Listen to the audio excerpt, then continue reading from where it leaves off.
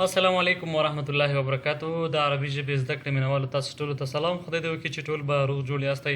ګرانو دوستانو، یو ځل بیا له مودې وروسته بیا ځلې تاسو سره په ویډیو کې راځم او غواړم چې هغه مونږ چې کومه د درسونو لړۍ شروع کړې وه، نو نن د 5م درس دی، 18 نمبر صفحه ده، الوحدة الأولى التحية والتعارف، د پیژندګلوي او یو بل سره تعارف هرکلي اړوند درس دی. نو مونږ نورې ویډیوګانې هم پورته کړي دي، نو څلورمه ویډیو ته هیله ده چې مونږ سره ملتیا وکړئ. نو راځو لومړني تمرین ته. تدریب الاول تبادل الحوار مع زميلك كما في المثال. وایي د خپل ملګري سره چې دی و دغه حوار چې دی دغه خبرې اترې وکړئ. اسمي فاطمه، انا مصريه، انا من مصر، اهلا. وایي زما نوم فاطمه دی، زه د مصر یم او ښه راغلاست تاسې ته وایم.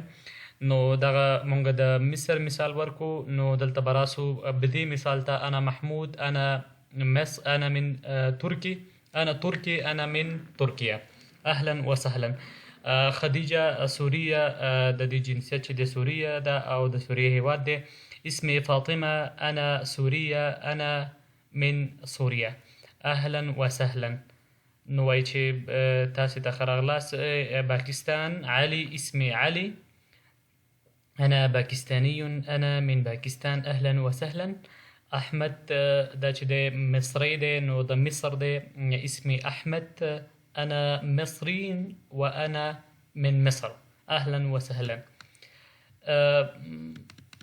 دلته دوهم تمرین ته راځو په 18 نمبر صفحه کې دی. التدريب الثالث تبادل الحوار مع زميلك كما في المثال. السلام عليكم. وعليكم السلام.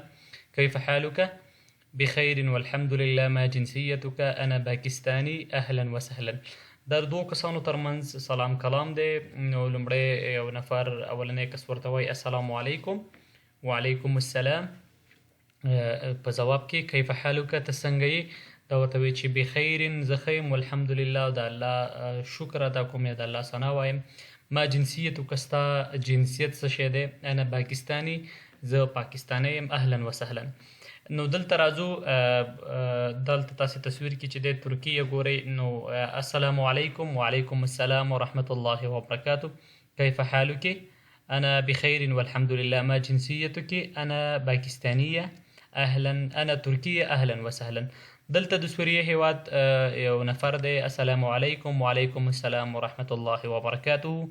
کیف حالک؟ ستا صحت څنګه دی؟ بخیر والحمد لله. مونږ زه ښه یم او د الله ثنا وایم یا د الله څخه مننه کوم او د هغه حمد وایم. ما جنسیتک، ستا جنسیت څه شی دی؟ نو دی په ځواب کې وایي چې انا سوریون، زه د سوریې هیواد یم، اهلا وسهلا، ښه راغلاست.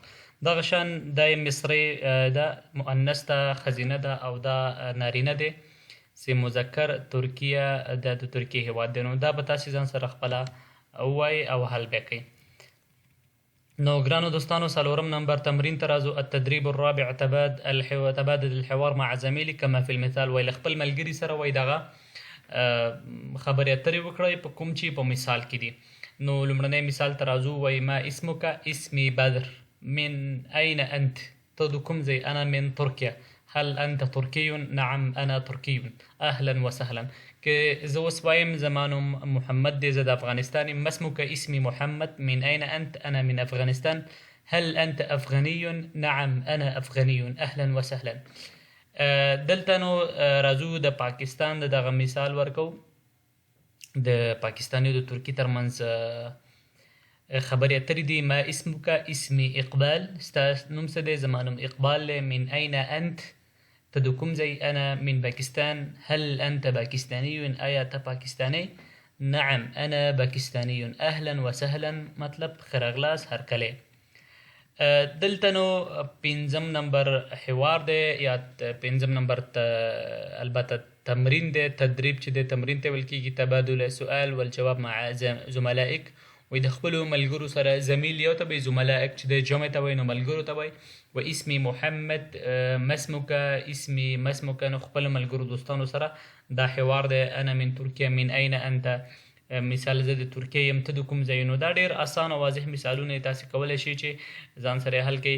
بل ګرانو دوستانو دغه کتاب برخه چې ده دا په په لاندې لینک کې زموږ د فیسبوک لینک او زموږ د یوټیوب او ترڅنګ د کتاب لینک پروت دی، تاسو کولی شئ د هغې څخه په استفادې د کتاب نام ډاونلوډ کړئ او کار پکې وکړئ.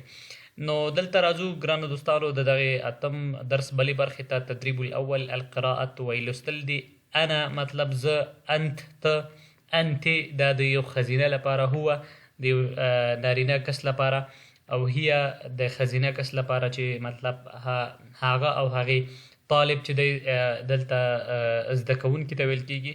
نو زموږ او ستاسې په اصطلاح نو طالب چې دی طالب العلم ته ویل کېږي، او دلته په عربي ژبه کې طالب چې دی یو سټوډنټ ته یا محصل ته طالب ویل کېږي. مدرس چې دی ښوونکي ته ویل کېږي. طبیبه چې دی دا ډاکټر ته، او که ښځینه وي نو هغې ته موږ طبیبه وایو، که نارینه و هغې ته موږ طبیب وایو. نو مهندسه مطلب انجینری ته ویل کېږي. هذا مطلب که یو نارینه کس بل کس ته معرفه کوي، مثلا هذا ولد رائع، دا چې د یو خالق دی. هذه بنت جمیله، دلته که راشو نو ویلی شو چې مثال په طور دا جلی ښایسته ده. هذه بنت جمیله، دا جلی چې ده ښایسته ده. نو مهندس نارینهو لپاره موږ استعمالو، مهندسه د بیا ښځینهو لپاره استعمالو. نو ګرانو دوستانو دلته راغلی دی التدريب الثاني ضع علامة صحيح أمام الكلمة المطابقة في كل مجموعة كما في المثال. المثال هو. نو دلته چې دی به یوازې تاسې هغه کلمه داسې دا هو چېرته وي نو دا تاسې باید ورسره ټیک مارک کړئ. نو دلته هو راځي، طبیبه دلته طبیبه راځي، انت نو انت دا دی مهندسه نو دا، او اخ چې دی ورور ته ویل کېږي نو دا راځي.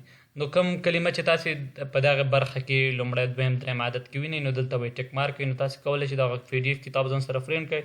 ډېر استفاده تاسې کولی شئ، ځکه وایي چکه د ریاب میشه. نو تاسې په لومړیو کې لږ یو څه زده کولی شئ، بیا به داسې مرحلې ته راورسېږي چې تاسې په عربي ژبه باندې په آزاد ډول سره وغږېږئ. نو هیله ده چې تاسې استفاده ترې وکړئ. نو ګرانو دوستانو دغه درس په همدې ځای نن پای ته رسوو. نو هیله ده چې بیا موږ سره په نورو درسونو کې هم ګډون وکړئ. نو ګرانو دوستانو دا خپل بېلابېل تمرینونه دا تاسې کولی شئ چې ځان سره حل کړئ، ځان سره ولولئ. دلته نو لیکل دي، داسې مشخص څه پکې نشته چې زه تاسې ته ووایم. ټول هماغه چې کوم مخکې مونږ کوم لفظونه استعمال کړل هماغه پکې پراته دي. نو تاسې کولی شئ چې د هغې څخه استفاده وکړئ، او دغه ستاسې د املا د عربي ژبې د املا د سمون لپاره چې د ښه تمرینات ورپکې دي نو تاسې کولی شئ چې هلته استفاده وکړئ. نو ګرانو دوستانو راتلونکي ویډیو کې به الوحدة الثانیه الاسره کورنۍ په اړه چې کوم درس دی دا به وایو. نو هیله ده چې راتلونکي ویډیو کې هم موږ سره پاتې شئ، او هیله ده دغه ویډیو د سره مخکې ملګرو دوستانو ته هم ولېږئ تر څو دوی د دغې درسونو څخه استفاده وکړي. نو تاسې ټولو ته ښه وخت.